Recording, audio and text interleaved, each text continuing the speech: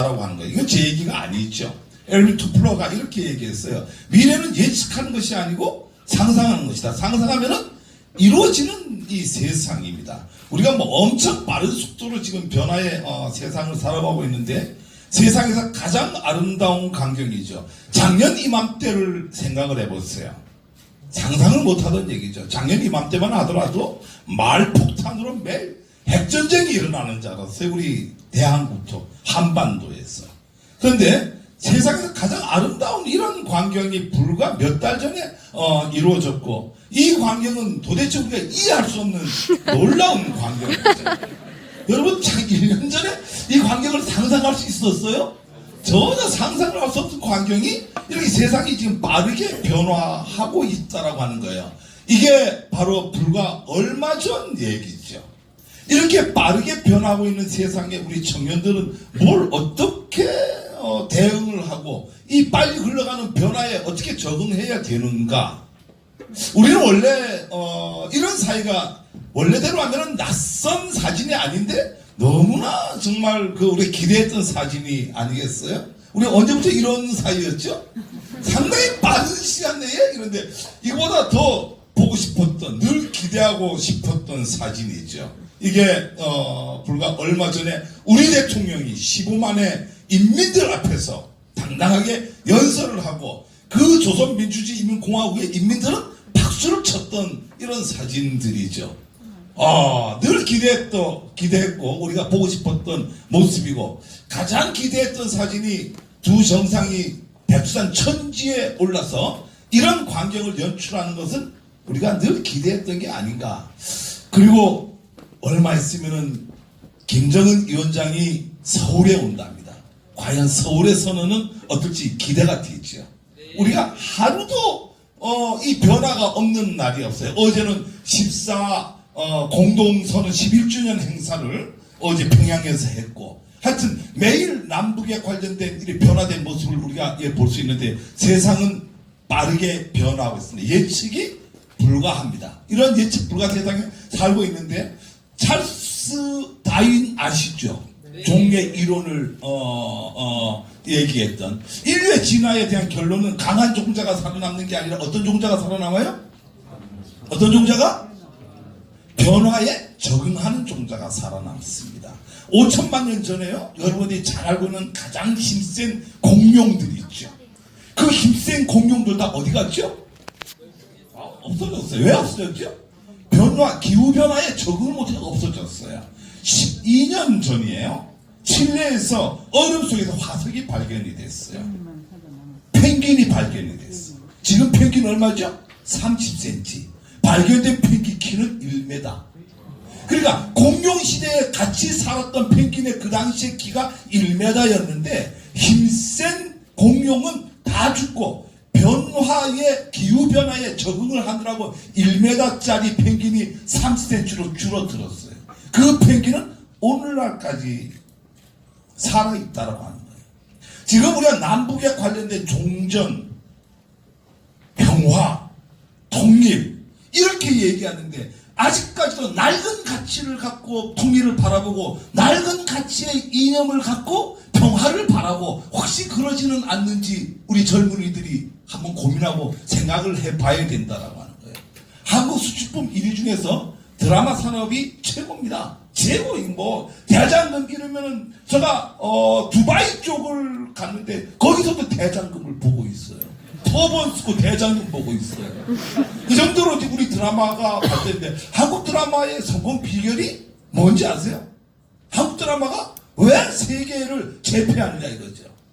한국 드라마가 세계를 제패하는 것은 바로 쪽대본 때문이에요. 내가 이 쪽대본 얘기를 왜 하냐면은, 쪽대본은 변화에 가장 민감하고 변화에 가장 잘 적응한다라고 하는 거죠. 미국의 드라마는 1편에서 50편까지 한꺼번에 제작을 해요. 그리고 매일 방송에서 뭐 하죠? 틀어만 줘. 우리는 제작을 50편짜리 제작을 할 때 어떻게 하니까 3편만 제작을 해. 3편 제작을 뭘 보죠? 시장의 반응을 보는 거야. 반응을 봐갖고 반응이 좋으면은 계속 들고, 반응이 나쁘면 어떻게 하죠? 남자 주인공이 여자 주인공이 별로 마음에 안 들면 어떻게 해? 며느리가 마음에 안 들면은 죽여버려. 미국으로 유학을 보내. 남자 주인공이 마음에 안 들면 어떻게 하죠? 암으로 죽어. 시장이 반응을 보고 바로바로 적응을 한다라고 하는 거예요. 그런 드라마는 시장에서 살아남는다라고 하는 거예요. 이게 바로 변화의 적응이에요. 이런 드라마 하나까지도 시장의 변화의 반응을 보고 드라마를 새로 쓰고 하는데, 과연 우리 한반도에서 이루어지는 이 평화와 통일 문제, 아직까지도 20년 전, 30년 전, 65년 전에 낡은 가치로 평화를 바라보고 통일을 바라보는 건 아닌지, 지금 시점에서는 한 번 정도 고민을 해봐야 되잖아. 그래서 오늘 제가 여러분들한테 대한국토의 변화를 좀 읽어보자. 지금 우리는 어떤 변화 속에 살고 있느냐. 자, 오늘 여러분들 가장 강조하고 싶은 게 이 한 장이에요. 이 뒤에는 뭐 많은 얘기들이 있지만은 이걸 가장 얘기를 하고 싶어요. 이 30대 청년들이에요. 어디의 청년들? 북한의 청년들. 김정은이라는 청년하고 리설주라고 하는 청년하고 김여정이라는 이 30대 청년이 세상과 한판의 전쟁을 벌이고 있는 거예요. 누구하고? 세상하고 트럼프와 전쟁을 벌이고 있어요. 60, 70이 달려가는 문재인 대통령하고 당당하게 서갖고 북한 사회 내부 얘기를 당당히 할 수 있는 청년. 이게 우리 한민족의 청년이에요. 멀리 떨어져 있는 청년이 아니고 우리가 같은 피줄이고, 이 청년 세 사람이 북한의 변화를 끌고 오고 있다고 하는 거예요. 아까 우리 칼럼을 많이 썼는데, 제가 이 칼럼을 30대가 이 세상과 단판 승부를 벌린다는 칼럼을 썼더니 대박이 터졌다. 우리는 이 변화를 읽어야 돼요. 아직까지도 제가 계속 얘기하는 게, 아직까지도 낡은 가치와 낡은 사고에 냉전 논리에 있는 평화와 통일을 바라는 건 아니지, 봐야 된다는 얘기예요. 세상은 엄청 빠른 속도로 변하고 있어요. 이 세상은 저 같은 60대의 세상이 아니고 여러분 같은 청년의 20대, 30대의 세상으로 변화해 나가고, 이미 그 변화의 물결은 북한 사회를 개방의 사회로 끌고 나오고 있고, 그 개방의 사회가 이 김정은과 김여정과 리설주 30대가 주체 세력이 돼갖고 세상하고 트럼프하고 한판 전쟁을 벌리는데, 여러분들 봤을 때 밀려요, 안 밀려요? 안 밀리죠. 조금도 안 밀리고 간다라고 하는 거예요. 이게 청년의 힘입니다.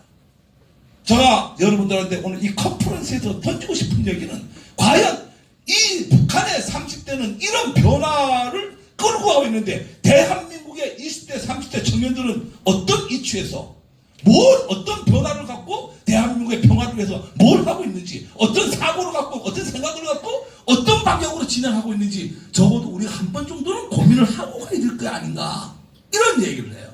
내가 물어요. 종전협정, 종전선언을 해야 되고 평화협정을 맺어야 됩니다. 왜? 대답이 없어요. 왜 평화협정을, 지금 우리는 휴전협정 상태인데 휴전협정을 버리고 종전협정을 버리고 평화협정을 다시 체결해야 된다. 왜? 이렇게 하면은 대답이 없어요. 대답이. 왜? 모르니까. 이게 지금 우리가 낡은 가치 속에서 살고 있는 거예요. 평화는 그냥 좋은 거고 통일은 돼야 되는 거예요. 아주 간단하게 답을 드릴게요. 지금 우리는 휴전협정 상태예요. 휴전협정은 누가 했어요? 북한하고 중국하고 미국하고 한 거예요. 대한민국은 없어. 이 세 나라가 있어. 북한이 붕괴가 돼서 어디 남아요? 미국과 중국이 남아. 휴전협정 내용을 한 번만 읽어보라. 오늘 미리 들어가서 휴전협정 거기서 쳐. 정전협정 네이버에 지금 다 나와. 거기 보면 어떻게 나와 있냐면 38, 휴전선 미만은 북한 유엔이 관리를 하고, 휴전선 이북은 중국이 관리를 해요. 중국하고 북한하고. 북한이 붕괴가 돼요. 그러면은 북한 사회가 붕괴가 되면은 북한 사회에 누가 내려와요? 중국이 자동 진주권을 갖고 내려오게끔 돼 있어요. 미군이 올라가요? 북한이 붕괴가 되면 우리가 통일이 돼요? 택도 없는 얘기고 어림없는 얘기예요. 국제법에 의해서 북한이 붕괴가 되면은 중국은 자동 진주권에 의해서 내려오고, 미국이나 우리는 휴전선 이북을 올라갈 수가 없습니다. 그래서 이 휴전협정이 없어지고, 정전협정이죠? 없어지고 이걸 평화협정으로 대체를 해야 되는 거예요. 제가 청년들한테 왜 이런 얘기를 하느냐? 청년들은 알아야 된다라고 하는 거예요. 이 바로 북한 사회의 변화를 끌고 오는 김정은 위원장은 북한 사회를 잘 끌고 가고 있어요. 잘 하루아침에 확 변하는 모습이지만 잘 끌고 가는 게 왜 잘 끌고 가나 했더니 자본주의를 알기 때문에 29살 때 정권을 잡았는데 그 이전에 스위스에서 이미 2년 거의 3년간 뭘 했죠? 자본주의 사회에서 살았기 때문에 자본주의가 뭔지 아는 거예요. 제가 북한 사회의 변화만 간단하게 알려드리고 내려갈 수 있도록 하겠습니다. 북한 사회 지금 이미 초기 자본주의 사회로 들어섰어요. 공산사회의 가장 우리가 중요한 게 뭐야? 핵심 요건이 협동농장이에요. 북한 사회에 협동농장이 있어요? 그걸 모른다고 하는 거예요. 공부를 해야 돼요. 이미 북한의 협동농장 다 없어졌어요. 협동농장의 정의는 20명에서 50명 단위로 학교 농사지기 협동농장이라 그래요. 협동농장을 하니까 어떻게 돼요? 안 되는 거야. 생산량이 안 올라오는 거야. 그러니까 협동농장 다 없애고 뭘 만들었어요? 가족 분조제로 대체를 했다라고 하는 거예요. 우리가 5.24 조치 이후로 인도적 지원까지 다 막아버렸죠. 옛날에 굶어 죽었는데 굶어 죽는다는 얘기 우리가 전 세계가 다 막고 우리나라도 인도적 지원까지 다 막았는데 북한 사회가 굶어 죽는다는 얘기 들어봤어요?